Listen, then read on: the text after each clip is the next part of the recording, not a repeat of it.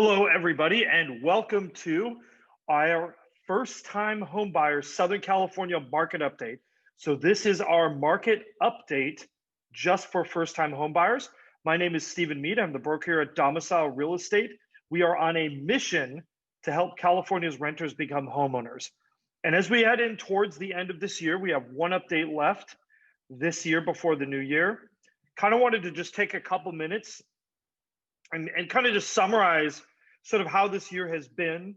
Not a lot has changed this week, which is probably bad for you watching this, but if you do stay tuned to the end, I'm going to give you my one most important piece of advice for first-time home buyers. Inventory we're going to see is definitely continuing its downward march. And one of the things that I think, if you watch both of our videos, we do another video which comes out on Tuesdays that is for the whole Southern California market. Not just the first-time home buyer entry-level market, and that is, of course, for us, Los Angeles and Orange counties. But one thing is, if you watch both videos, you probably notice that our messaging has not been exactly the same in both of these videos. And that's because this entry-level market is behaving differently than the whole market as a whole. Demand is very much concentrated at this low end. So without further ado, let's kind of go through our slides this week, and I will explain sort of what the numbers are telling us. So if we look here, this is our home price graph. This is where we follow actual closed sales, and we have our blue line is our entry-level single-family homes. That's a 3-bedroom, 2-bath.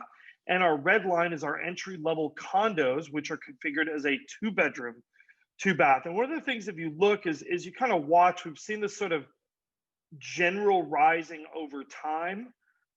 If we were to zoom in on this graph, it might look a little bit it might be a little bit more exaggerated and easy to see, but prices are definitely heading in the positive direction. If we were to go back towards the early part of this year, what you notice is that prices actually took a really big jump in the summer, and then sort of through the fall, they've been kind of just steadily coasting upward is what I'm saying. Obviously, some weeks were bigger than others, but they've generally been just heading upward in that steady direction, and that's actually unusual. Normally in our Southern California market, once we hit Thanksgiving, prices actually ease up a little bit. So to see that prices have not really done that this year is definitely kind of its own messaging, right? And we've seen that's been true for both the condos and the single family homes. And again, these are entry level. And the way we decide that entry level is we sort of look at the 25% level. So if we looked at all the homes, right? And you have a median, which is in the middle. The 25th percentile is between the middle and the bottom. And we kind of think that's a good approximation of what an entry-level buyer is going to experience. Now, if we look at our total monthly payment, interest rates actually eased up this week a little bit. So let me make that a little bit bigger. Interest rates actually eased up, but our values, our actual median prices also went up. So we saw, a little bit of an increase. Again, big message here. We are still in our single family home category. We are cheaper than we were in 2018. And for our condos, we are way cheaper still than we were in 2018. I think if you're a first time home buyer and you feel like you've missed out on the opportunity to ever get a house, actually nothing could be further from the truth. You are better off than all of 2018 and all of 2019 in pretty much both categories. Now, if we look at our minimum household income, this is just something fun that we do again. This is based on a minimum income, but with no other debts, based on 5% down. This is what the minimum income required is. Again, we're hovering in those high 80s for our entry-level homes and our mid-60s for our entry-level condo. And that does include HOA fees in that calculation as well. So that really is sort of a total, income required to qualify for the loan. And, before I move on here, the other thing that we talk about is our availability of housing. So if this is our affordability numbers, the other part of this is our availability numbers. And I think, especially the last month or two, that's really been where the story has been, especially for first-time home buyers. And, I want to share just a little bit of an anecdote. We launched a new listing this week in Orange County, historic home. Beautiful photos, showed beautifully online. We knew it would be a very sort of attractive property to people, and it was priced under $700. So it was in a price range that is frequented by first-time home buyers. And even in this week, which is like a week or two before Christmas, we had over 25 showings in the first 2 days and over 9 offers received. So, I do want to emphasize, not only do the numbers show that this is an incredibly active market, especially for those really desirable homes, but also, that there's anecdotal data to support this. This isn't just the numbers. We're actually seeing these results out there in the real world too. So let me open up here and I will show our absorption rate, which is, this is where we take a look at all the new listings that come in the market, and we look at all the new escrow. So we try to balance how fast is that market sucking up the new listings. And if you look at our single family home category, I mean, we have another over 100% week. And I mean, our measure is around 80% is where our market is sort of, I would call it very competitive. Above 90 is hyper competitive, and above 100% is just, it's tough out there for first time home buyers looking in those single family homes. And that kind of ties back into my one piece of advice, which we will get to at the end, the most important thing to remember going into 2021. And if you look at our absorption rate on condos, historically the condos have been a much lower number as we went through the fall, but even though this number has dropped a bit, I mean, we're still at 85%. This is still a very competitive market if you were looking at either of these categories. Now, you might find that some of the homes that are scratch and dent, like, maybe they're back to railroad tracks, maybe there's something wrong with them, that you might find a little bit more softness on those houses. But for those desirable sort of A-level listings, expect to be in multiple offer situations.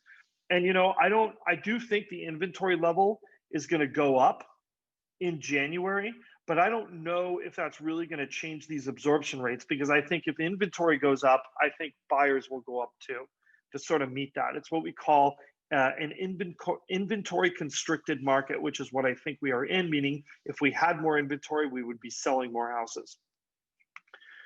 Speaking of that inventory level, this is our total inventory going back from the beginning of September.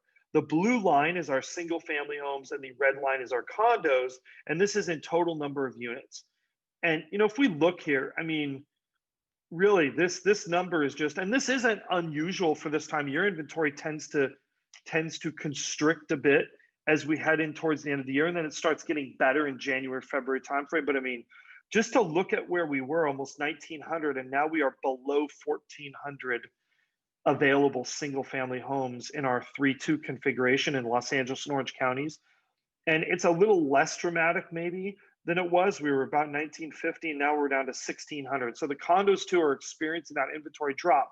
So if you are out there and you feel like there are no homes for sale, it isn't just you, I promise. The numbers show that too. And some of this is normal. I think the difference is, somebody was asking me, they said, why does it seem like this year is so much worse? And I'm like, because it just is.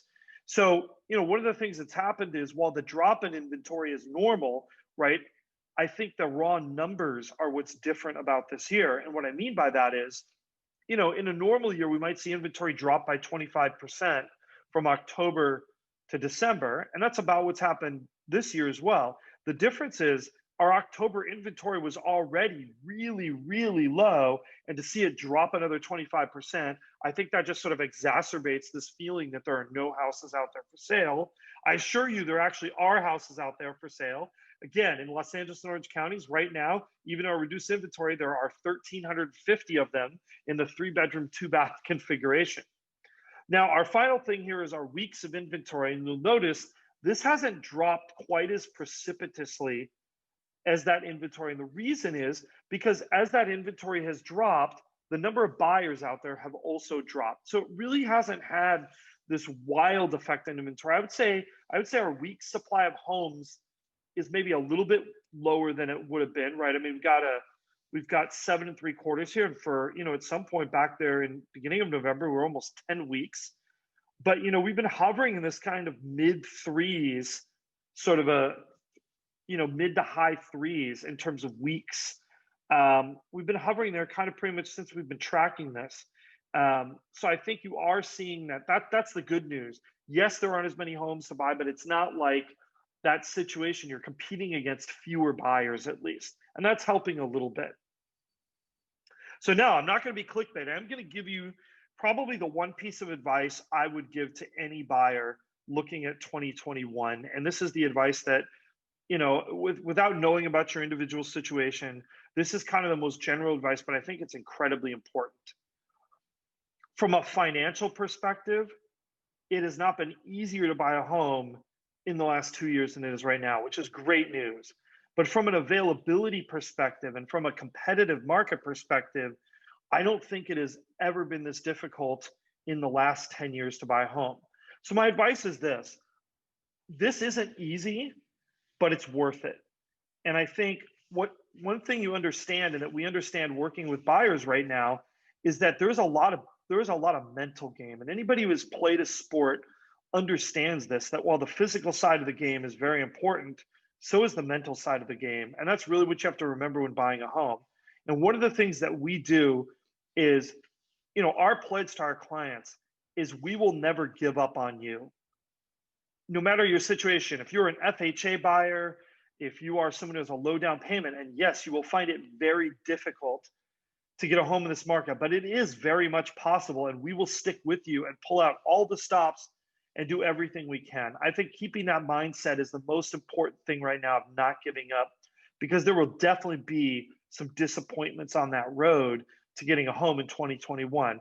I see it remaining a competitive market, but understand it is possible, it is worth it, and there are people out there, not just us. I think we're the best at helping first-time home buyers, but there are great agents out there, great lenders out there, people who will work to help you achieve your goal of homeownership. You just have to stick with it. Anyhow, thanks so much for watching. Definitely pick up our other video series, which is our whole market update for Southern California, that comes out on Tuesdays. Also, down in the link below, we have our link to our guide, our first-time homebuyer guide. It's comprehensive. We talk about taxes, the process, all the questions you've wanted to ask, but we're afraid to. We include the answers in there, so you'll find the link in the description of this video. Don't forget to like, subscribe, and hit that notification bell. We will see you again soon.